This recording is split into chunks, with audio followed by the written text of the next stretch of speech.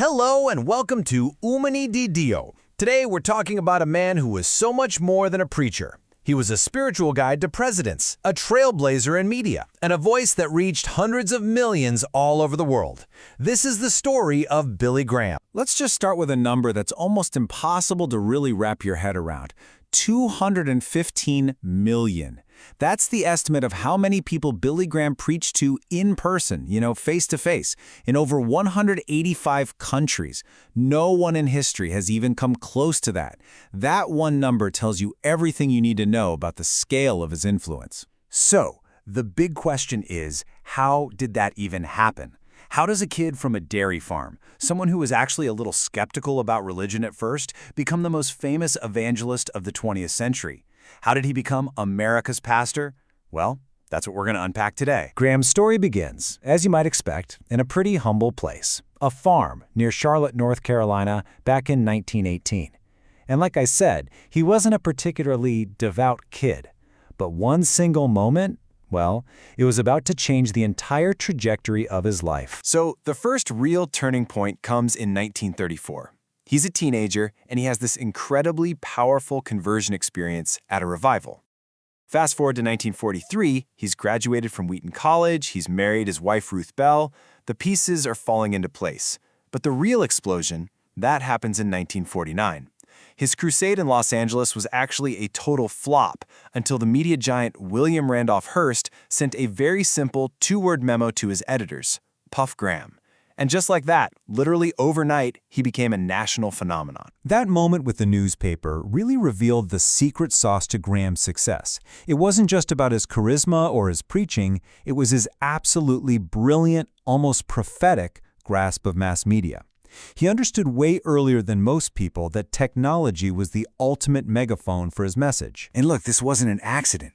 He launched a full-on strategic takeover of every new medium. He starts with radio in 1950, then he moves into print just a couple of years later. By 57, he's broadcasting his crusades on primetime television right into people's living rooms, and he never stopped adapting.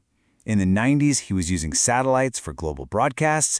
He even launched a website in 1996. If there was a new way to reach people, you can bet Billy Graham was already there. So what does that media strategy get you? It gets you this: 2.5 billion. That is the estimated audience for just a single television series he did in 1996.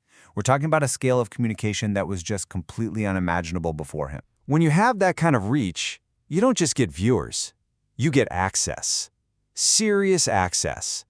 Graham became a regular fixture in the White House, counseling an incredible 12 straight presidents, starting with Harry Truman and going all the way to Barack Obama. But getting into that inner circle wasn't exactly a smooth ride. His first meeting with President Truman was a total disaster. Graham shared details of their private prayer, and Truman famously called him a falsifier. But Graham learned from it. He evolved. He became a trusted confidant to Eisenhower, a genuinely close friend to LBJ, and eventually a crucial political ally for Richard Nixon. Nixon valued him so much he even offered to make him the ambassador to Israel. But Graham's legacy is nowhere near that simple. To really understand the man, you have to wade into the messy stuff, into his complicated and sometimes contradictory role in the biggest social battles of his time, especially the civil rights movement. As early as 1953, Graham took a surprisingly bold stand against segregation. He was at a crusade in Tennessee, and he saw the organizers had put up ropes to separate the black and white audience members. Well, he went down there himself, tore the ropes down, and gave them this ultimatum. He flat out refused to preach to a segregated crowd, which was a very progressive thing for a white Southern preacher to do at that time. And yet, at the same time, his relationship with the movement was, well, it was complicated. He was friends with Martin Luther King Jr. He even bailed him out of jail once. But by 1963, as the protests got more confrontational, Graham publicly said that King should put the brakes on a little bit. His core belief was that real change came from converting individual hearts, not from pushing for new laws. And that put him at odds with the movement's leaders. When it came to other social issues, Graham's views were deeply conservative, and they definitely reflected and reinforced the culture of his day. He felt a woman's true calling was in the home, as a wife and mother.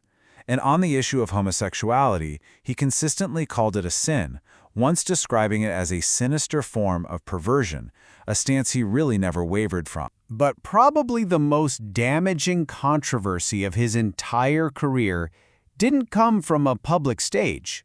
It came from a private conversation, one that was secretly recorded and would stay hidden for decades on the Nixon White House tapes. So, in 1972, in a private conversation with President Nixon, Graham was recorded agreeing with the president's anti-Semitic ideas about a Jewish stranglehold on the media. And he even went on to suggest that after the election, they could maybe do something about it. The comments were just shocking and deeply painful for many. When those tapes were finally made public, 30 years later, in 2002, Graham issued this public apology. He said he didn't remember the conversation, but he expressed deep regret, especially since he'd spent years trying to build relationships with the Jewish community. He apologized for the hurt his words had caused. So after all that, how do you even begin to sum up a figure this monumental and this complex? His footprint on the 20th century is it's undeniable. He shaped faith, culture, and politics in ways we are still feeling today. I mean, his legacy is tangible. He built institutions like the Billy Graham Evangelistic Association that carry on his work. He basically wrote the playbook for modern televangelism, and in doing that, he helped create that powerful link between evangelical Christianity and conservative politics. His public stature was just immense. Gallup named him the most admired man a record-breaking 61 times. He was honored with the highest awards in both the U.S. and the U.K. Maybe this quote from a historian really nails it. He called Graham the great legitimizer. Think about that. His presence alone, his spiritual stamp of approval, could give legitimacy to presidents, to wars, and even, as we saw, to the fight against racial prejudice. For more than half a century, he held this unique and incredibly powerful moral authority in American life. So in the end, Billy Graham's life is really a story about the intersection of three massive forces: faith, media, and power. And his story leaves us with a question that feels more important now than ever before. What is the right balance between them, and who gets to decide? Thanks so much for joining me.